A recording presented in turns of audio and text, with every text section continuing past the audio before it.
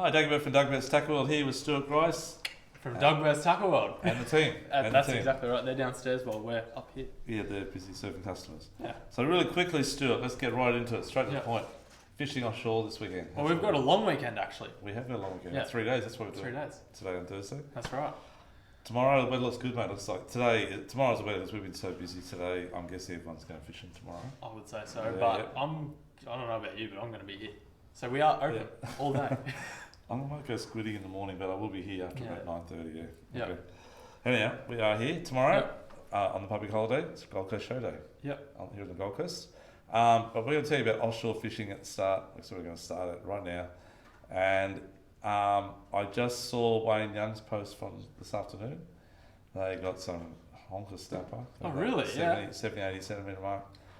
Just in on the 24s. So a nice big dewy as well. Yeah. And that's before it even got dark. So that's this afternoon. The sun's up a bit. So obviously the bite time is late afternoon at the moment.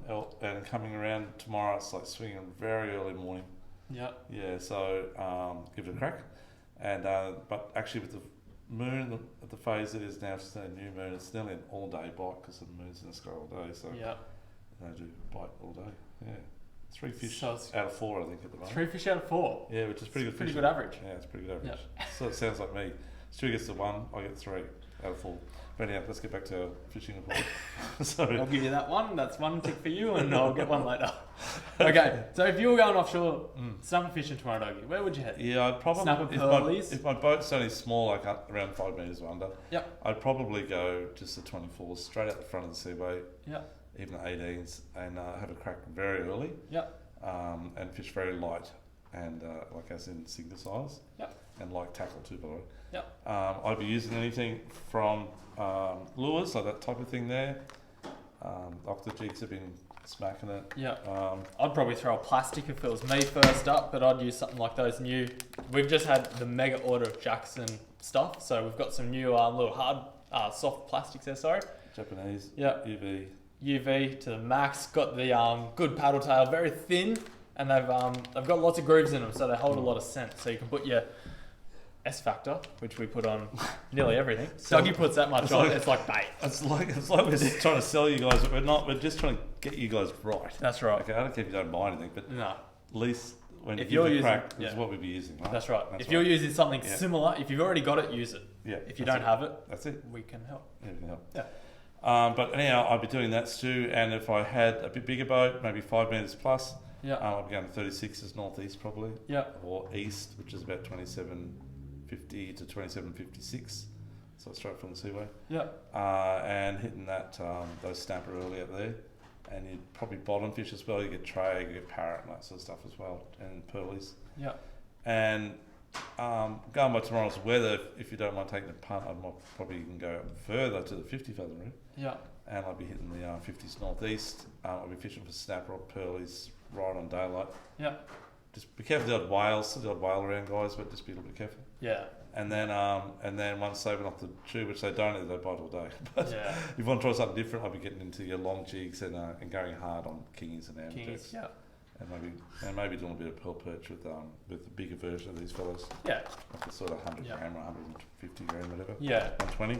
We say it every single week. It's probably a little bit repetitive if you're fishing offshore, but those octo style jigs, if we had to have one jig or one lure or one anything to survive off, it would be one of them. They just catch everything. That's right. So give that a crack. And then there's a lot of guys going deep dropping tomorrow, out in that sort of 200 to 500 metre mark. A lot of barcod around, a few flame snapper, and there's been a few blue-eyed trevally as well. And there's a few guys going out trolling tomorrow as well. Customers went in today, going to chase some yellowfin. Hopefully there's some out there. I don't know if they go out there, but the weather hasn't allowed people to get out wide the last couple of weeks, but everyone's going tomorrow. And then Saturday looks a bit windy, and then Sunday is fishable. Sunday is sort of around that 8 to 12 knots. Which is not too bad, sort of south to northerly, sort of swinging a little bit, but it's from the east direction, which is a good thing. And not west. And give that a crack. So Sunday, I reckon it'll be not too bad. Swell's dropping off. There's a bit of swell at the moment. But it's dropping off as the weekend goes on. Just a bit windy on Saturday.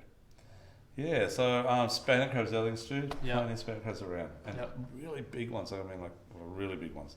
and they're the greatest eating crab out of every crab we have in Australia. So give them a crack. Yep. So take your kids out or your mates out because you've got to have someone to pull up the pots. Yeah, 50 metres deep. We've got the pots here too, by the way, if you want to buy them.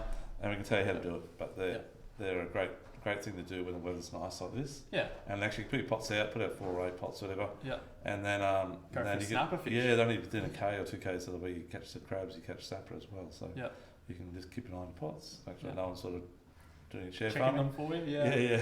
And then go and give the snapper a go, and then come back out and check your pots every couple of hours. Yeah. About an hour and a half soak's a good time. Yeah. They are very fast, and there's lots of them. Yeah. Once you find them, there'll be pros out there too. You can look for those guys. Yeah. But apart from that, down south a bit further, Tweeds, we can fish some really good stuff. Yeah.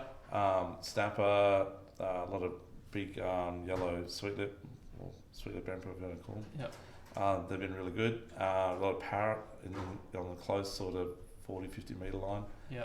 And some big trade out on the 50s around deep southern. Yeah. At the moment. Yeah. And plenty of kingfish. Yeah, plenty of kings. Yeah. There's been a couple of on the 9 mile, but more out further on the 50s. Yeah. Yep. And obviously you got deep water fishing out there as well. Yeah. That sort of 200-300 metre line. Yeah. So the fishing this weekend's not too bad. You got 2 days out of 3 that are pretty good, and which is for a long weekend. That's very good. Yeah. Go back early in the year, it was 30 knots every day. Yeah, that's right. And 3 out of 3 strike out. Yeah, gone. that's it. Yeah. So give that a crack. But that's probably about it for offshore at the moment. Yeah.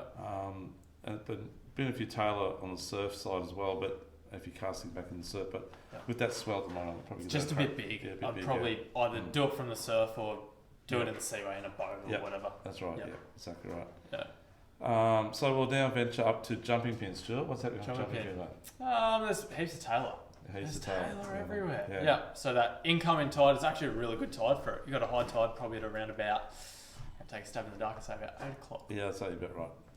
Yeah. But if you get up there reasonably early, just a couple of hours after, half hour after daybreak or whatever, and start spinning, look for the birds, dive in, and there'll be fish chopping and going crazy everywhere. Yeah. And just throw metals into it, or hard bodies have been pretty good. Like this type of fellow here. So it's a longer hard body, but it's quite shallow. So you can see it's got a very small bib. So it doesn't dive very deep. But they work really well, and they've got a very loud rattle in them. Good. Yeah. Those athletes are killers too, Stuart. Yeah, they're good. More of a flatty lure, but I'd use it for tailor. You'd use it for tailor as well, yeah. And even trolling, both that or that other one there for trolling. Yeah. The first one you showed, they're good too. Yeah.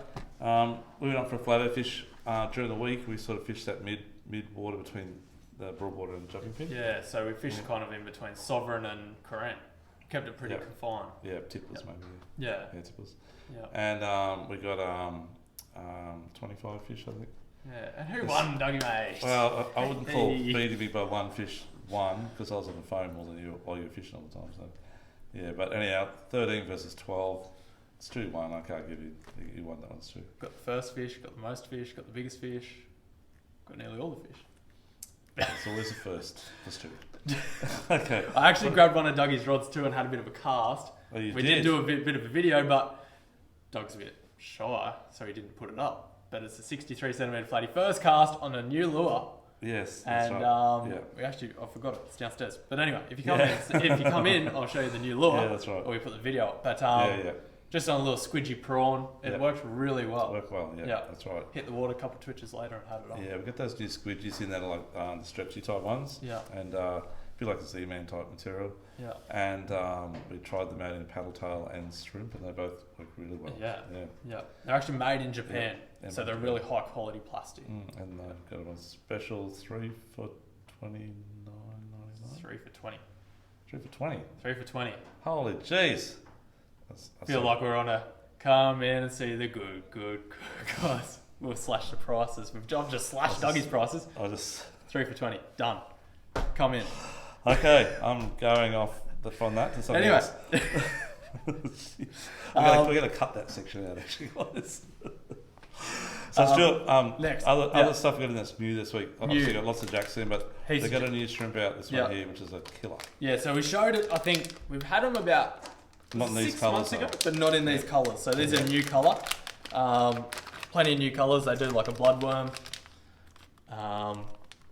whatever that's called, but like quite a light colour with a fleck in it, black gold. But they're just such I like a the good. colour there. Yeah, this one here's like an amber type colour. Yeah. But really good lure, really good on flatties.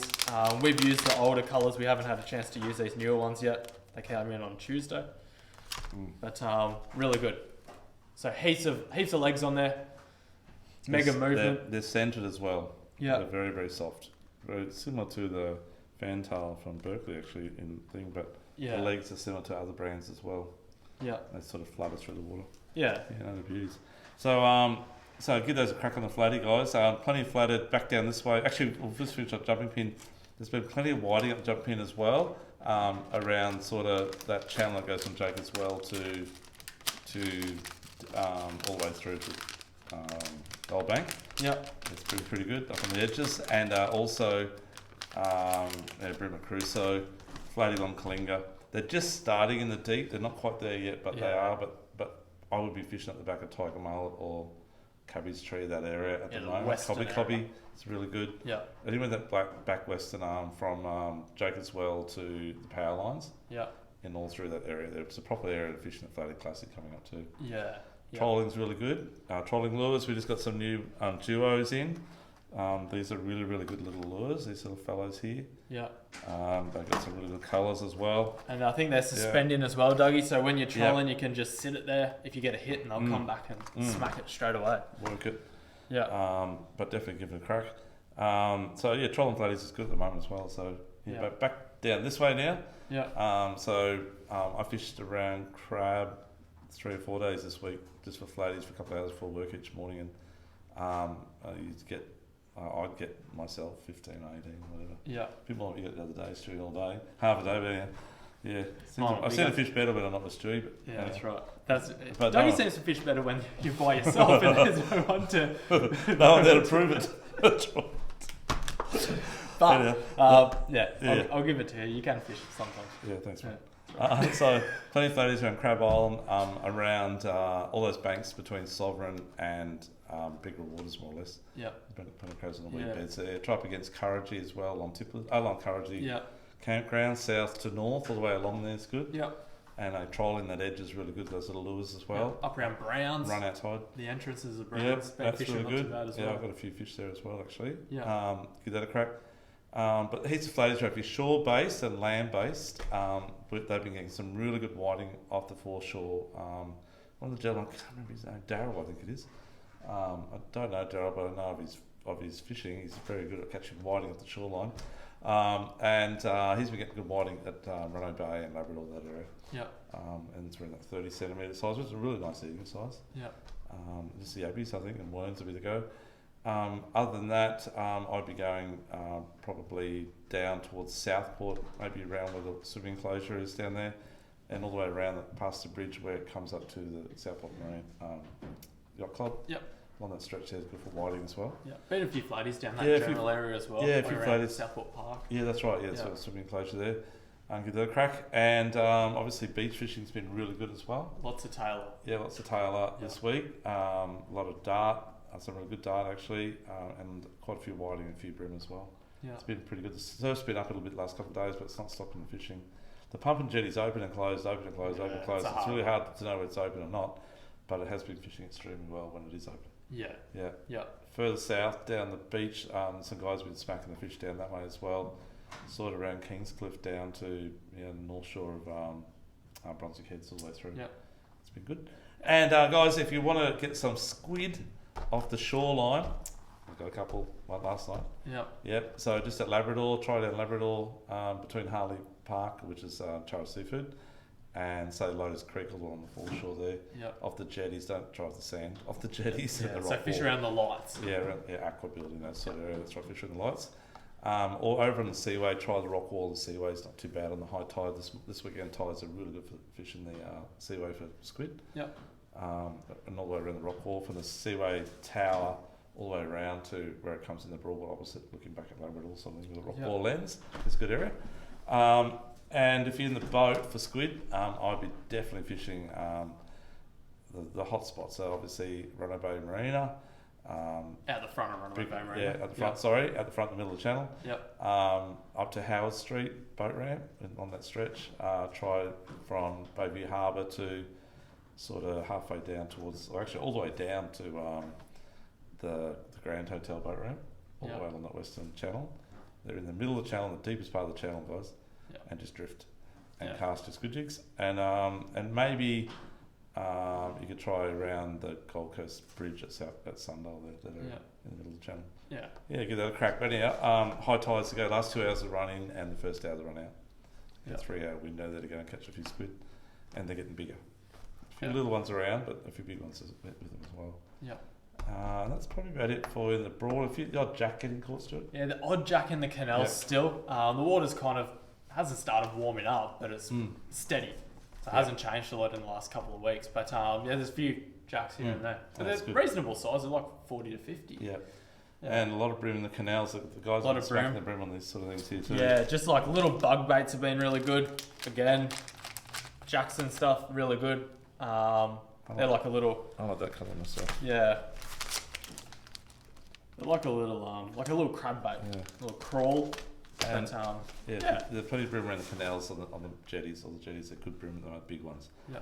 I see Lockie O'Gorman got 141 centimetres last weekend. It's big. Not too bad. It's a very good one. Yeah. And Stewie Hinsdale. Actually, no bream fishing on this one here, Stewie. I reckon that's... So these are new as well. We haven't had a chance to try these, but... Bigger jig spin. We're going to... There's another Jackson product. Yeah. I reckon those things are just falling around the edge of the jetties with... entice a bite, you reckon? Entice a bite, probably on pike too. Yeah, that's right. Hins Dam, I saw Steve Barrett got a few again this week, so he's been getting some good fish, and a couple of older gentlemen there fish shrimp, they've been doing well as well. Yeah. Guys, if you see people's shrimp pots out there, please don't go and take their shrimp and check their pots. No, just put your own out. Yeah, put your own out, do you? I think we've got plenty of shrimp traps here, you can buy them cheap, and you can go get your own shrimp. And do it yourselves. No share farming, okay? That's right. Yeah. It's just like a crab pot in the salt water. It's off limits. Right. Yeah. That's it. Yeah. But if you want to take the kids down and catch the fish, obviously shrimp's good bait. That's right. Yeah, that's right. Otherwise, go get them on doors. Some plastics, whatever. Yeah. Yep. Okay. That's probably it, Stu, I think. Anything else to add to it? No, I don't think so. I've got one thing to add to it. What's that? If you guys are listening in here. We run a comp every year. We're going to talk about this in depth probably tomorrow. We'll put it out on the internet soon, but we're going to run a in-store Doug Burt's Flat Edge Shootout, and the Flat Edge Shootout is something we haven't done for 3 years because obviously COVID stopped us from doing it, but we're going to have a crack again. So what we do is for every $50 you spend on flat egg gear, doesn't matter if it's rods, reels, line, soft plastics, hard bodies, whatever it is, as long as it's related to flat edge. Yeah. And then we could be talking about a short flathead too, doesn't matter. But we give you a ticket into a draw. So you spend $200, get 4 tickets. Yeah. And it can be accumulated. It can come in as many times as you want, and you got up until the end of September. So you got 5 or 6 weeks. Actually, no, sorry, mid-October. Oh, when are we doing the call? Don't know. Yeah, no, early October. Mid-October. First week. You got to the end of the first week of October to do it. What we do is we then draw out 4 names, and 4 names get drawn out, and those 4 people will fish with one of us from one of our staff here, or ex-staff from Doug Burt's Tackle World. So I'm fishing, Stewie's fishing, Dean Lapan's fishing, and Tall Dean that used to work with us, and hopefully Michael Green is going to fish with us. Yep. And we've got a backup, Adam Barnes, he's might be going to do it as well as a backup if one of us gets sick or whatever. So there'll be 4 of us, 4 of you. You draw one of us out of the hat down at the boat ramp. You have your gear with you, of course. Yeah. And then you fish with us for the day, one-on-one. So it's just only one person can fish it with us, not 2, not your mate or anything else, just one. Yeah. And we set off in our own directions, and we fish from about 6 in the morning to about 3 in the afternoon. And then we meet back at the boat ramp at Paradise Point, and we add up our score sheets. And then you guys who are the 4 that get in the draw, the first place will win about $1,000 worth of product, and second's like 500, then 200 and 100. So everyone sort of gets a prize. Yeah. That's about $1,800 in total, and we also have our own little comp. We win a rod that's about $400 worth. Yeah. So it's a bit of an incentive for us to take you guys to the right spot because we're going to win it too. So, Yeah. So it's a great comp. It's a great day. We get after it's all finished, we have a bit of sushi and a couple of beers and enjoy the stories of the day. Yeah. And it's a great comp. So And it'll start tomorrow. So anything you buy in Flatter Gear for the next 7 weeks will be All accrued to that draw. Yep. Yep. And Dougie, the founder of the comp, mate, how many times have you won? I remember the first time I smashed you, Stu, pretty badly by memory. Was that right? Or was it The first one I smashed everyone. Oh, that's right. And the second one, I smashed everyone. Did you? Third one, Dean smashed everyone. And then there was another 2 after that, and I beat them too, so... I don't know about that there, Oh, Stu. Dougie, I think the first one, you actually came last. But anyway, we won't get too far into this. But, Well, if you get the lucky donkey draw, me. but don't worry, on the day, we'll see if Stu's speaking the truth. Okay, so that's us one. Take it first, take a world here on the Gold Coast. Stuart? That is where we are. Okay. We'll talk to you soon, and have a great weekend, guys. We're open all weekend, and thank you so much always for your patronage, and welcome to come in and have a chat. We're always busy though, sorry, but we'll try and chat to you if we can, if you just want to come and say hello. Otherwise, we'll help you out, and see you soon. And just one more last thing too. Last thing I forgot. Our next seminar, it's on next Thursday night. We're straight into it for the Flatties. Yeah. So we're doing a Flathead seminar. We're doing 2 lots of Flathead seminars. One is on hard bodies. Tell me that, Stuart, real quickly. What's the hard body? So hard bodies, everything hard. Metal vibes, casting big swim baits, casting little swim baits, trolling, casting bibbed minnows, everything hard body. And then a soft plastic one, Dougie. That's right. So the soft plastic one will be everything soft vibes. Yeah. So still the same vibe thing, but a little bit different. Soft vibes will work differently to hard vibes. Yeah. And soft plastics, obviously, which is very in depth. So that one takes up a lot of time. Yeah. And we will teach you everything you need to know, whether you're a flathead fisherman or going in the Flathead Classic, to get you ready to go out and get a good feed of flatties, which tastes delicious. Yeah. So thank you very much. I'll talk to you soon. Thank you. Bye. Bye.